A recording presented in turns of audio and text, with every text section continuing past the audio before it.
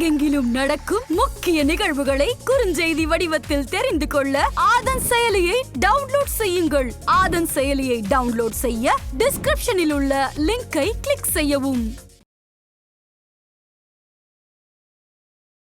எப்பொழுதுமே பார்க்கின்ற பொழுது நம் தமிழர்களுடைய கதைகளை பேசுகின்ற பொழுது நமக்குள் ஒரு மகிழ்வு வரும்.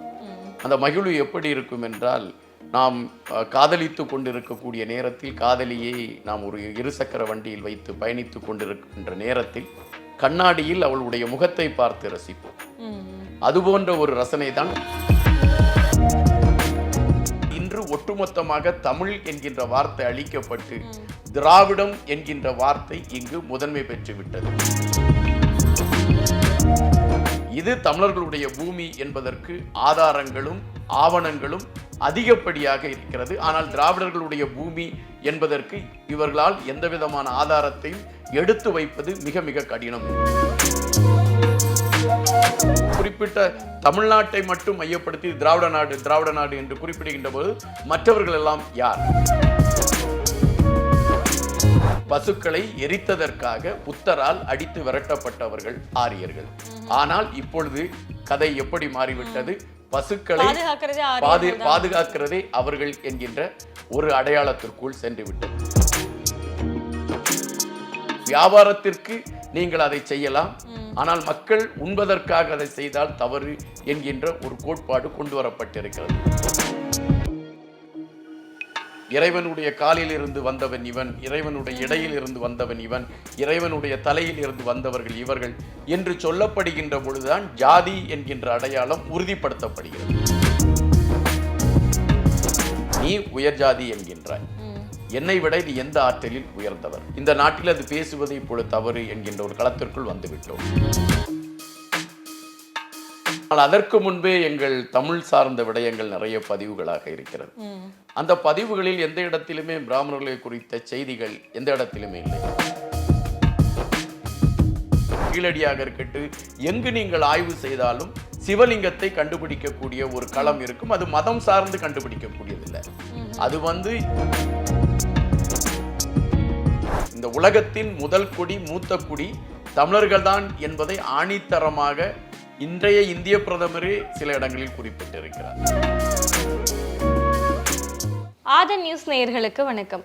முக்கிய நிகழ்வுகளை உடனுக்குடன் தெரிந்து கொள்ள ஆதன் செயலியை டவுன்லோட் செய்யுங்கள். டவுன்லோட் லிங்க் டிஸ்கிரிப்ஷனில் உள்ளது. இன்று நம்மோடு எழுத்தாளர் இன்பா அவர்கள் இணைந்திருக்கிறார். வாருங்கள் பேசலாம். வணக்கம் சார். வணக்கம். பொதுவாக அந்த அரசியல் களங்களை பற்றி நம்ம நிறைய பேசியிருக்கோம். ஸோ இந்த முறை மாற்றா பார்த்தீங்கன்னா அந்த வரலாற்று சம்பந்தமாக பேசணும் அப்படிங்கிறது தான் விஷயம். என்னென்னா நிறைய விஷயங்கள் மறைக்கப்பட்டிருக்கு சார், மறக்கப்பட்டிருக்கு அப்படின்னு கூட நம்ம சொல்லலாம். இல்லை ரொம்ப முக்கியமான விஷயம் அப்படின்னா, இப்போ நம்ம திமுக அப்படின்னு பார்க்குறது திராவிட கொள்கை, நான் ஒரு திராவிடன். இப்போ நம்ம அவங்க ஃபஸ்ட்டு ஆட்சிக்கு இப்போ வரும்போது பார்த்திங்கன்னா ஐஎம் திராவிடியன் அப்படின்னு சொல்லிட்டு தான் நிறைய பேர் திமுகவில் இருக்கிறவங்களே சரி அதை எல்லாருமே இது பண்ணாங்க. ஸோ முதல்ல இந்த திராவிடர் அப்படின்னா என்ன, எப்படி இந்த வேர்டு ஃபார்ம் ஆச்சு, இலக்கியங்களில் வேதங்களில் இந்த திராவிடம் அப்படிங்கிற ஒரு வார்த்தை வந்திருக்கா சார்? ஒரு நல்ல கேள்வியை கேட்டிருக்கீங்க. அதாவது நம்ம மறைக்கப்பட்ட ஒரு தேடல் தான் போகிறோம். இந்த மறைக்கப்பட்ட தேடல் எப்படி இருக்கணும்னா, நான் ஒரு குறிப்பிட்ட ஒரு விடயம் தான். எப்படின்னா, நம்ம நிலவை மேகம் தீண்டி செல்வது போல் நாம் தேடிட்டு இருந்தோம்னா அதில் ஒரு உண்மைகள் கிடைக்காது. கதிரவன் எப்படி தாவரங்களுக்குள் ஊருடி பாய்கின்றானோ அது போன்ற ஒரு பாய்ச்சல் எடுத்தால் மட்டும்தான் இந்த தேடலுக்கு ஒரு தெளிவான ஒரு முடிவு கிடைக்கும். எப்பொழுதுமே பார்க்கின்ற பொழுது நம் தமிழர்களுடைய கதைகளை பேசுகின்ற பொழுது நமக்குள் ஒரு மகிழ்வு வரும்.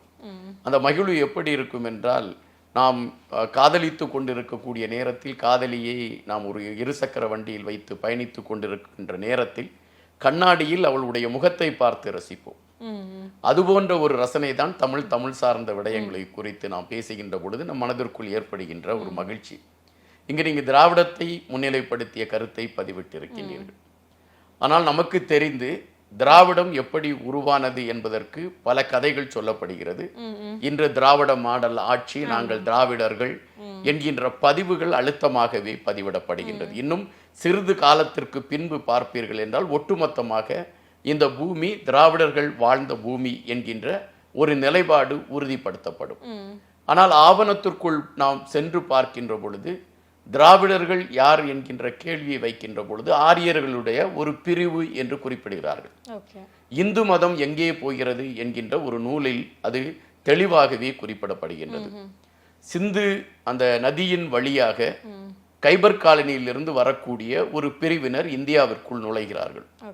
அப்படி இந்தியாவிற்குள் நுழைகின்றவர்கள் அங்கு வட இந்தியாவிலே அவர்கள் வேலைகளை தேடி தங்களுக்கான ஒரு வாழ்வை மையப்படுத்தி கொள்ளக்கூடிய நிலைப்பாட்டில் அவர்கள் நின்று விடுகிறார்கள். ஒரு பிரிவினருக்கு வேலை கிடைக்கவில்லை. அவர்கள் இடம்பெயர்ந்து தென் தமிழகத்திற்கு வருகிறார்கள், தென் இந்தியாவுக்கு வரார்கள். அப்படி வருகின்றவர்கள் இங்கு தங்கி அவர்களுக்கு வேலை கிடைத்து விடுகிறது. அப்படி தங்கியவர்கள் தான் பிற்காலத்தில் திராவிடர்கள் என்று அழைக்கப்பட்டார்கள் என்கின்ற பதிவுதான் அந்த நூலில் சொல்லப்பட்டிருக்கிறது. ஆனால் அது அந்த இந்து மதத்தை சார்ந்த ஒருவர் எழுதிய ஒரு. அதன் பின்பு பார்ப்பீர்கள் என்றால் திராவிடம் என்கின்ற ஒரு வார்த்தை இருக்கிறது. அது எங்கு இருக்கிறது என்றால் வட மாநிலத்தில் ஒரு குறுநில மன்னன் இருந்திருக்கிறான். அந்த மன்னன் ஆண்ட பகுதியை திராவிடம் என்று அழைத்திருக்கிறார். இதை தவிர திராவிடம் என்கின்ற வார்த்தை வேறு எங்கும் பதிவானதாக இல்லை. அதன் பின்பு இலக்கியங்களிலும் பெரிதாக பதிவானதாக இல்லை. ஆனால் இவர்கள் எடுத்து சொல்கின்றார்கள் அங்கங்கே பதிவுகள் இருக்கிறது என்று. அதற்கான சரியான ஆதாரங்களை யாரும் எடுத்து வைக்கிறார்களா என்றால் இல்லை. அதன் பின்பு பார்ப்பீர்கள் என்றால் 5 மொழிகளை உள்ளடக்கியதுதான் திராவிடம் என்கின்றார்கள், துளுவை மையப்படுத்தி. இந்த மொழிகளின் கூட்டுதான் திராவிடம் என்கின்றார்கள். ஆனால் தமிழில் இருந்துதான் இந்த அனைத்து மொழிகளும் பிறந்திருக்கிறது. அப்படி தமிழில் இருந்து இந்த அனைத்து மொழிகளும் பிறந்திருக்கிறது என்றால் தமிழ் முதன்மையான ஒரு இடத்தில் இருந்திருக்க வேண்டும். அப்படி தமிழ் முதன்மையான ஒரு இடத்தில் இருந்திருக்க வேண்டும் என்றால் இந்த நிலம் தமிழர்களுடைய நிலமாக இருந்திருக்க வேண்டும். அங்கு குறிப்பிட்டது போல ஒரு இனத்தை சார்ந்தவர்கள் இங்கு வந்திருக்க வேண்டும். அதன் பின்பு மொழி சார்ந்த பிரிவுகள் ஏற்பட்டிருக்க வேண்டும். இந்த மொழி சார்ந்த பிரிவுகளை மையப்படுத்தி இவர்கள் அனைவரும் இணைந்து திராவிடர்கள் என்கின்ற வார்த்தை உருவாக்கப்பட்டிருக்க வேண்டும்.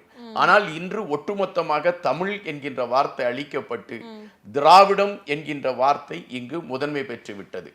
எப்பொழுதுமே வரலாற்றுக்குள் போகின்ற பொழுது பல விடயங்கள் மறைக்கப்பட்டே இருக்கின்றது. மறைக்கப்பட்ட விடயங்கள் பல இருக்கின்றது. நீங்கள் இந்திய சுதந்திரத்தை எடுத்துக்கொண்டாலும் சரி, அல்லது வரலாற்றில் அதிசயங்கள் என்று சொல்லப்படுகின்ற விடயங்களை தேடி நீங்கள் பயணித்தாலும் சரி, எல்லாவற்றிலும் ஒரு மறைக்கப்பட்ட பக்கங்கள் இருந்து கொண்டுதான் இருக்கின்றது. ஆனால் மறைக்கப்பட்ட பக்கங்களை நாம் தேடி எடுப்பதோ அது சார்ந்த விடயங்களை குறித்து பேசுவதோ சர்ச்சையாக போய்விடுகின்றன. காரணம், ஒரு தலைவரை ஒரு உயர்வானவராக பார்த்து கொண்டிருக்கும் இந்த மண். அப்படி பார்த்து கொண்டு இருக்கக்கூடியவர் தவறான சில செயல்களை செய்திருப்பார், அது மறைக்கப்பட்டிருக்கும். அதை தேடி எடுக்கின்ற பொழுது இங்கு விமர்சனங்கள் பிறந்துவிடும். அப்படித்தான் இப்பொழுது அவர்கள் திராவிடம் என்கின்ற வார்த்தை வலுவாக்கி விட்டார்கள். இதை விமர்சிக்கின்றவர்கள் அனைவருமே அதாவது எதிரிகளாக பார்க்கப்படலாம், அல்லது இது தமிழர்களுடைய பூமி என்கின்ற வார்த்தை வந்துவிடக் கூடாது என்கின்ற பதபதைப்பில் திராவிடம் என்கின்ற வார்த்தை வலுப்பெற்றிருக்கலாம். ஆனால் உண்மையிலே பார்ப்பீர்கள் என்றால் இது தமிழர்களுடைய பூமி என்பதற்கு ஆதாரங்களும் ஆவணங்களும் அதிகப்படியாக இருக்கிறது. ஆனால் திராவிடர்களுடைய பூமி என்பதற்கு இவர்களால் எந்த விதமான ஆதாரத்தையும் எடுத்து வைப்பது மிக மிக கடினம் என்பது. இன்னொரு விஷயம் நீங்க சொன்னீங்க சார், திராவிடரையும் தமிழரையும் ஒன்றா தானே இப்ப பார்க்கப்படுறது. ஏன்னா நீங்க ரெண்டுமே வேற வேற அப்படிங்கிற மாதிரி தானே, ஆனால் எல்லாம் ஒன்று. இப்போ திராவிடன் தமிழ்னாலே ஒன்று தானே அப்படிங்கிற மாதிரி தானே இப்போ சித்தரிக்கப்படுது, உருவாக்கப்பட்டிருக்கு. ஒரு மன்னர் ஆட்சியில் இருக்கிறார் என்று வைத்துக் கொள்ளுங்கள். அந்த மன்னர் என்ன சட்டம் கொண்டு வருகிறாரோ அந்த சட்டத்தை தான் மக்கள் ஏற்றுக்கொள்ள வேண்டும். நீங்கள் இப்பொழுது தமிழ்நாட்டை தவிர கர்நாடகத்திலேயோ அல்லது கேரளாவிலேயோ அல்லது ஆந்திராவிலேயோ யாராவது ஒருவர் நாங்கள் திராவிட நாட்டை சார்ந்தவர்கள், இது திராவிட பூமி என்ற கருத்தை பதிவிடுகிறார்கள் என்றால் இல்லை. ஆனால் தமிழகத்தில் மட்டும்தான் அந்த பதிவு இருந்தது. சுதந்திர காலத்தில், அந்த சுதந்திர போராட்ட காலத்தில் தமிழகத்தில் எல்லா மொழியை சார்ந்தவர்களும் மதராஸ் மாகாணம் என்கின்ற இந்த இடத்திலே எல்லா மொழியை சார்ந்தவர்களும் இருக்கக்கூடிய ஒரு களம் அமைந்தது. அப்பொழுது அதிகம் படித்தவர்கள் ஒரு சங்கத்தை உருவாக்குகிறார்கள். அந்த சங்கத்தை திராவிடம் ஜஸ்டிஸ் கட்சி அந்த பார்ட்டி அந்த இயக்கம் என்கின்றார்கள். அதுக்கு பிறகு திராவிடம் சார்ந்த ஒரு பெயர் அதுக்கு வருகின்றன. இப்படித்தான் திராவிடம் என்று அடையாளப்படுத்தப்படுகின்றது. இந்த திராவிடத்தை பேசிய காரணத்தினால் தமிழகத்தில் அந்த திராவிடம் வளர்வதற்கான ஒரு களம் அமைந்ததுக்கு காரணம் அப்பொழுது இந்திய எதிர்ப்பு போராட்டம், அதை இவர்கள் மையப்படுத்தினார்கள். தமிழ் சார்ந்த விடயங்களுக்கு முதன்மை கொடுப்பது போன்று இந்திய எதிர்ப்பை இவர்கள் கையில் எடுத்தார்கள். அதுபோல திராவிடத்தை மையப்படுத்தி பயணித்த பெரியார் போன்றவர்கள் சமுதாய சீர்திருத்தத்திற்காக களத்தை உருவாக்கினார்கள். அதில் பெரியாரை நாம் புறந்தள்ள முடியாது. இன்று தமிழகத்தில் ஏற்பட்டு இருக்கக்கூடிய மறுமலர்ச்சிக்கு பெரியார் என்கின்ற அந்த மனிதனுடைய முயற்சி இருக்கின்றது. அது திராவிடத்தை குக்கிராமம் வரை கொண்டு சென்றது. அந்த திராவிடத்தில் மையப்படுத்திய பயணித்த தலைவர்கள் அனைவருமே தமிழை அடுக்குமொழிகளால் அந்த அடுக்குமொழிகள் போன்று பேசத் தொடங்கியதும் அவர்கள் கையாண்ட ஒரு குரல் வளமும் மக்கள் மத்தியிலே திராவிடத்தை கொண்டு சென்றது. அவர்கள் கையில் ஆட்சி கொடுக்கப்பட்டது.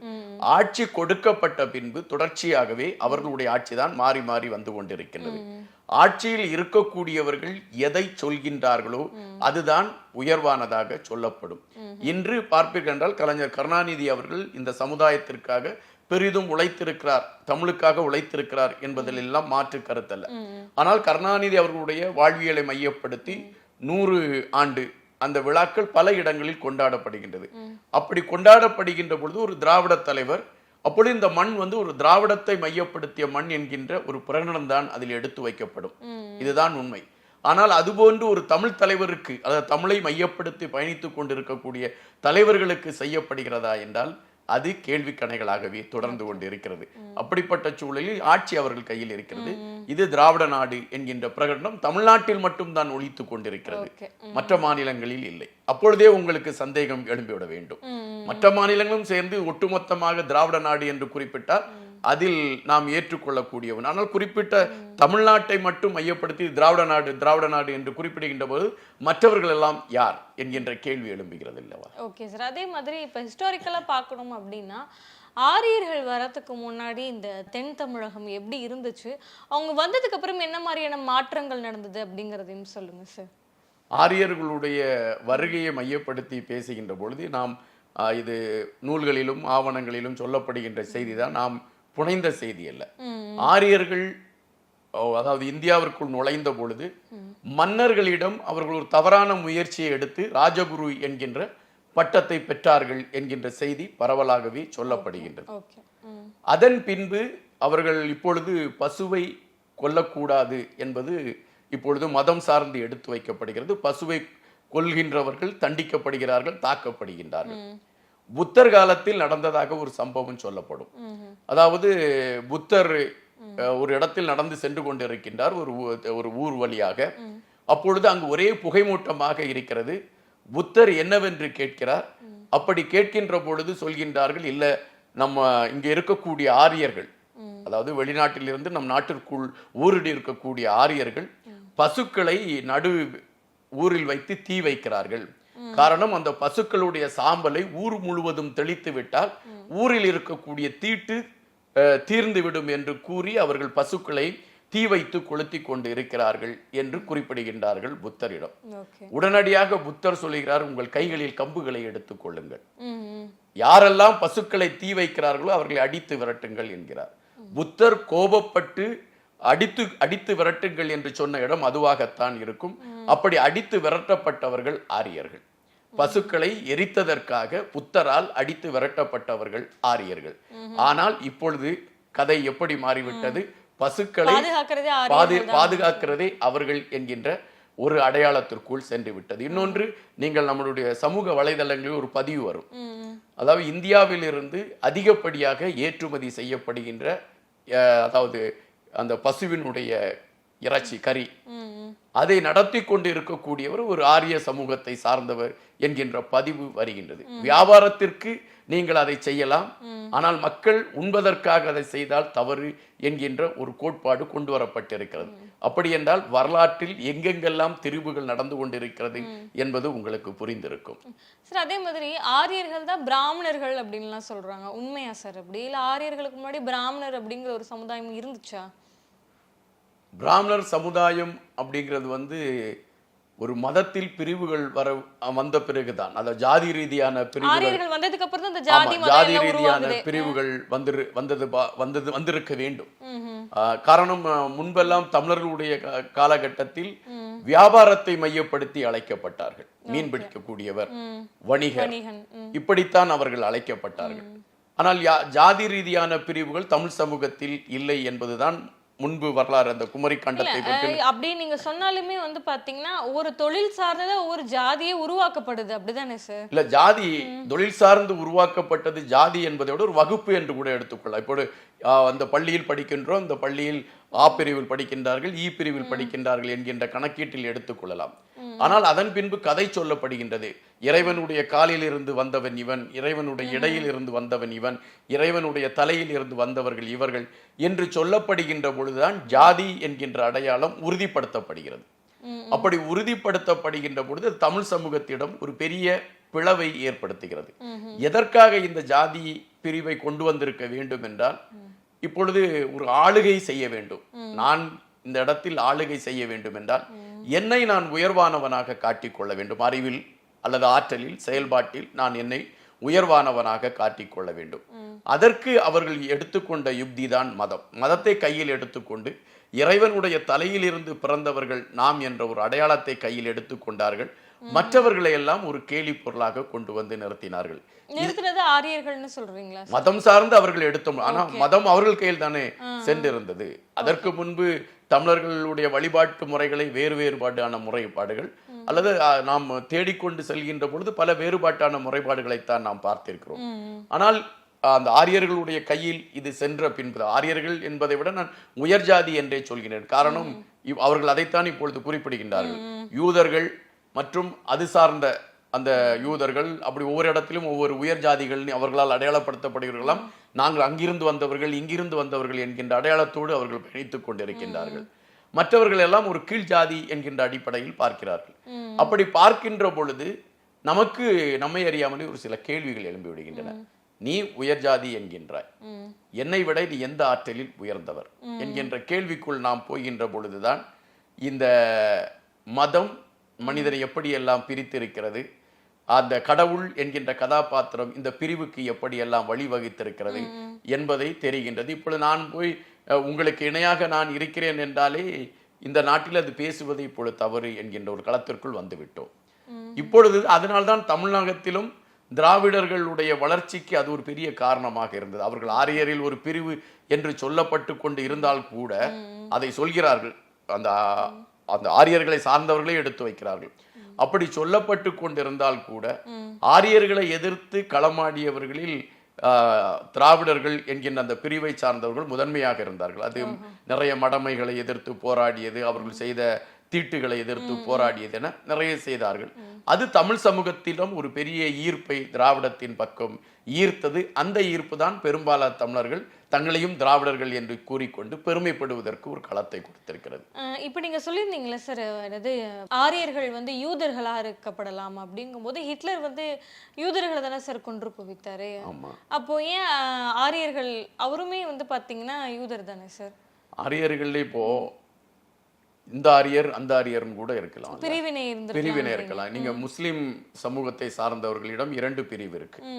அதில் ஒரு பிரிவை சார்ந்தவர்கள் சதாம் ஹுசைனை ஆதரித்தார்கள், இன்னொரு பிரிவை சார்ந்தவர்கள் அமெரிக்காவை ஆதரித்து சதாம் ஹுசைனை எப்படி கொன்று விடலாம் என்பதற்கு களம் அமைத்து கொடுத்தார்கள். இது அந்த முஸ்லிம் அரபு நாடுகள் பலவற்றிலும் இந்த பிரிவு இருக்கிறது. ஆனால் அவர்கள் அனைவருமே ஒரே இனத்தை சார்ந்தவர்கள் என்கின்ற அடையாளம் சொல்லப்பட்டால் கூட அதில் 2 பிரிவு இருக்கிறது. அதுபோலத்தான் ஆரியர்களிலும் பிரிவுகள் இருந்திருக்க வேண்டும். ஹிட்லரை பொறுத்த மட்டில் யூதர்கள் விடயத்தில் அவர் தனிப்பட்ட சில காயங்களை யூதர்கள் மூலம் அவர் அடைந்திருக்க கூடும். அதன் வெளிப்பாடாகத்தான் அவர் யூதர்கள் அழிக்கப்பட வேண்டும் என்று முடிவெடுத்திருப்பார் என்பது வரலாறிலிருந்து நாம் அறியக்கூடிய செய்தி. அது எவ்வளவு உண்மை என்பதெல்லாம் நமக்கு தெரியாது. Okay sir. அதே மாதிரி இப்ப ஆரியர்கள் தான் பிராமணர்கள் அப்படின்னா, இதற்கு முன்னாடி மகாபாரதத்துல வந்து பாத்தீங்கன்னா பிராமணர்கள் பற்றின ஒரு குறிப்புகள் எல்லாமே இருக்குது இல்லையா?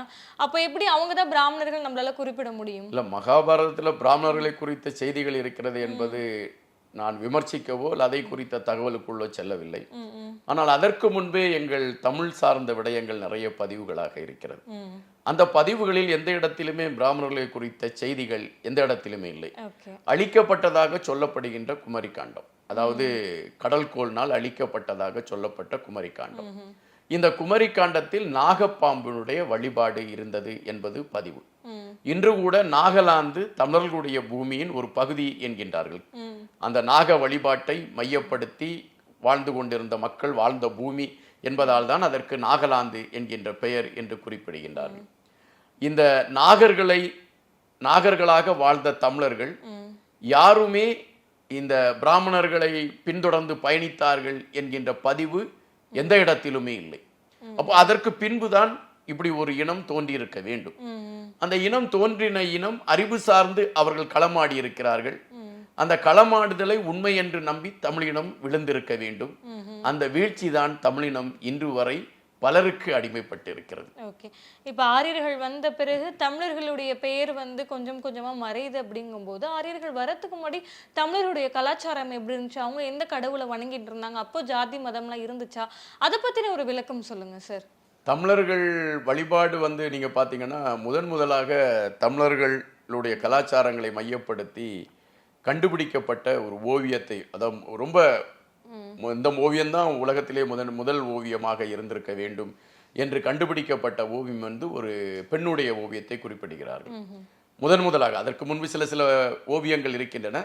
அதாவது தமிழர்களுடைய கலாச்சாரத்தை மையப்படுத்தி அந்த ஓவியத்தில் அந்த ஓவியம் என்ன குறிப்பிடுகிறது என்றால், ஒரு பெருத்த மார்பகத்தை உடைய ஒரு பெண் நின்று கொண்டு இருப்பது போன்ற அந்த ஓவியம். அப்பொழுது தமிழனுடைய மனதிற்குள் இருந்த ஒரு செய்தி என்னவென்றால், ஒரு பெண் கருவுற்று குழந்தை பெறுவது என்பது மார்பகத்தின் தொடர்பில் தான் வருகிறது என்று நம்பி அந்த சித்திரத்தை அவர்கள் வரைந்திருக்க வேண்டும் என்பதுதான் ஆய்வாளர்களுடைய பதிவு. அதன் பின்பு கண்டுபிடிக்கப்பட்ட அந்த சிற்பத்தில் என்ன இருந்தது என்றால், ஒரு பெண் தலைகீழாக நிற்கின்றார்கள். அந்த பெண்ணுடைய பிறப்புறுப்பிலிருந்து மரம் வளர்ந்து வெளியே வருவது போன்ற ஒரு காட்சிப்படுத்தப்பட்டிருக்கிறது. அப்படி என்றால் உலகம் ஒரு பெண்ணுடைய பிறப்பு உறுப்பிலிருந்து தான் வெளியே வருகிறது என்பதாக அவர்கள் குறிப்பிடுகின்றார்கள்.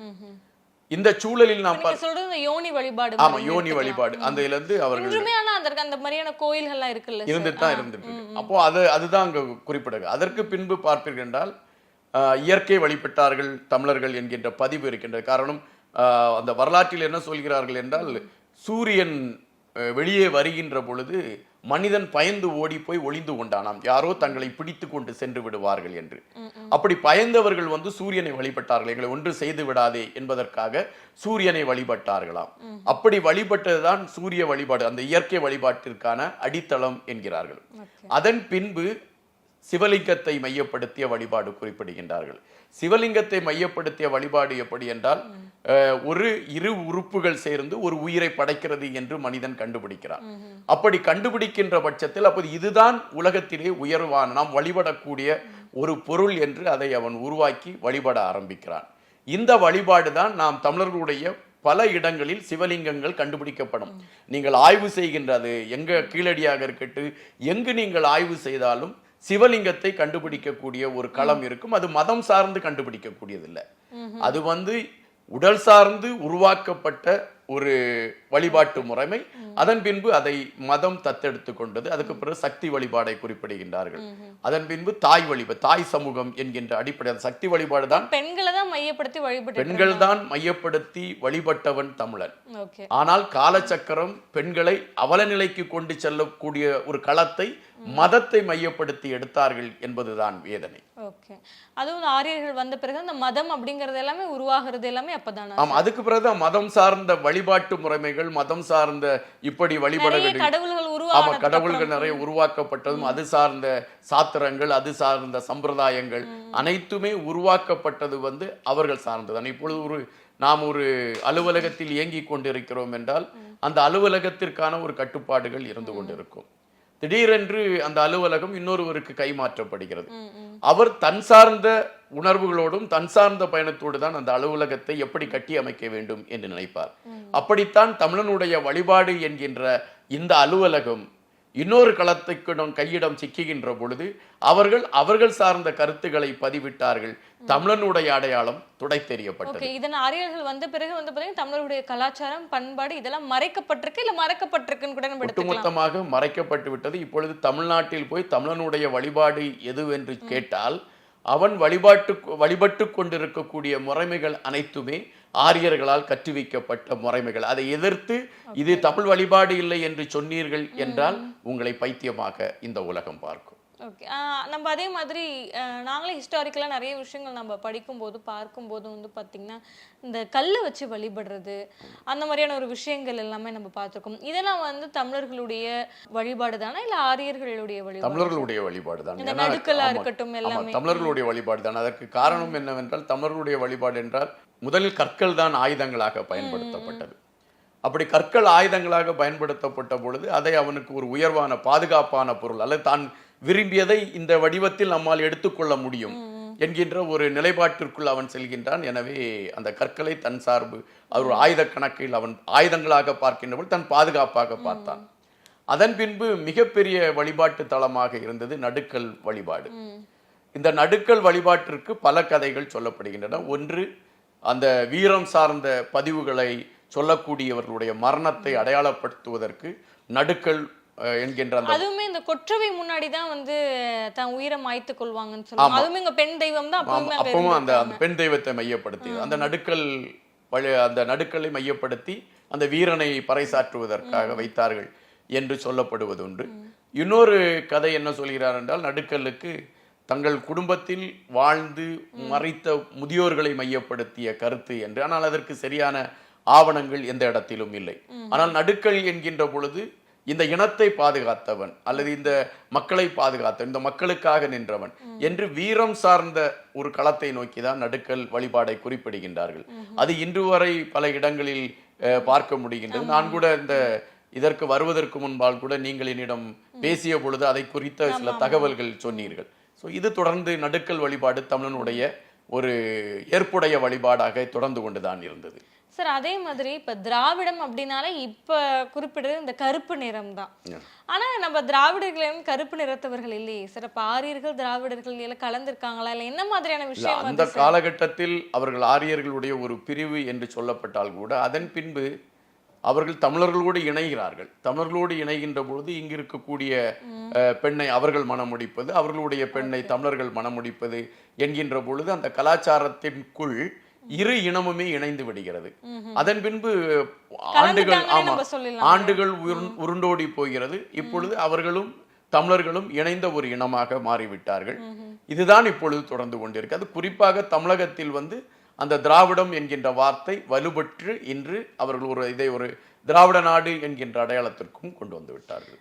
சங்க இலக்கியங்களையும் வேதங்களையும் தமிழர்கள் பற்றின குறிப்பு அதிகமா இருக்கா இல்ல திராவிடம் அப்படிங்கிற ஒரு குறிப்புகள் அதிகமா இருக்கா? தமிழர்களை ஆரியர்கள் பத்தின விஷயங்கள் இல்ல, சந்தேகம் இல்லாத பதிவு தமிழர்களை பற்றியதுதான். நீ ஏன் தமிழர்களை பற்றியது என்கின்ற பொழுது நீங்கள் விவிலியத்தில் ஒரு சம்பவம் சொல்லப்பட்டிருக்கும். அந்த விவிலியத்தில் எல்லோருமே ஒரே ஒரு மொழியில் பேசிக் கொண்டிருப்பார்கள். இவர்கள் ஒரே மொழியில் பேசிக் கொண்டிருக்கக்கூடிய அனைவருமே இணைந்து ஒரு பெரிய கோபுரத்தை கட்டுவார்கள். நாம் வானத்தை எட்டி விடுவோம் என்று. அந்த கோபுரத்தை கட்ட அவர்கள் முயற்சி செய்து கொண்டிருக்கின்ற பொழுது இறைவனுக்கு பயம் வந்து விடுகிறது. இவர்கள் நமக்கு எதிராக திரண்டு விடுவார்களோ என்கின்ற பயம் வருகின்ற பொழுது இவர்கள் பேசுகின்ற மொழிகள் பிரிந்து செல்ல வேண்டும் என்று அந்த மொழிகளை பிரித்து விடுகிறார். அப்படி பிரித்துதான் உலகத்தில் பல மொழிகள் தோன்றியதாக விவிலியத்தில் ஒரு சம்பவம் சொல்லப்பட்டிருக்கிறது.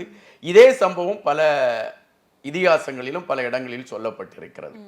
ஆனால் அந்த மக்கள் அனைவருமே பேசியது தமிழ்தான் என்பது, ஒற்ற மொழியாக பேசியது தமிழ்தான் என்கின்ற ஒரு அடையாளம் சொல்லப்படுகிறது. அதற்கு அந்த விவிலியத்தை மையப்படுத்தியே ஒரு செய்தியை சொல்கிறேன். விவிலியத்தில் நோவா என்கின்ற ஒரு கதாபாத்திரம் உண்டு. இந்த நோவா என்கின்றது நாவா என்கின்ற வார்த்தையின் மறுபுதான் நோவா என்கிறார்கள். நாவா என்பவன் கப்பலை ஓட்டக்கூடியவன் என்று பொருள். அந்த உலகம் அழிகின்ற பொழுது மக்களை கப்பலில் வைத்து காப்பாற்றியவன் தான் நோவா. அது நாவா என்கின்ற வார்த்தையை தான் நோவா என்று மாற்றிக்கொண்டு மதம் கையில் எடுத்து விட்டது என்று குறிப்பிடுகின்றார்கள். அப்பொழுது நாவா என்பது தமிழனுடைய வார்த்தை. எனவே இந்த உலகத்தின் முதல் குடி, மூத்த குடி தமிழர்கள் தான் என்பதை ஆணித்தரமாக இன்றைய இந்திய பிரதமரே சில இடங்களில் குறிப்பிட்டிருக்கிறார். ஓகே சார், அந்த திராவிடத்துக்கும் தமிழர்களுக்கும் ஆரியர்களுக்கும் உள்ள வித்தியாசத்தை ரொம்பவே தெளிவாக சொன்னீங்க. உங்களுடைய தெளிவான விளக்கத்திற்கு ரொம்ப நன்றி சார். வணக்கம். நன்றி. மேலும் வேறொரு வீடியோவில் சந்திக்கிறேன். இதுவரை விடைபெறுவது பவித்ரா முருகேசன்.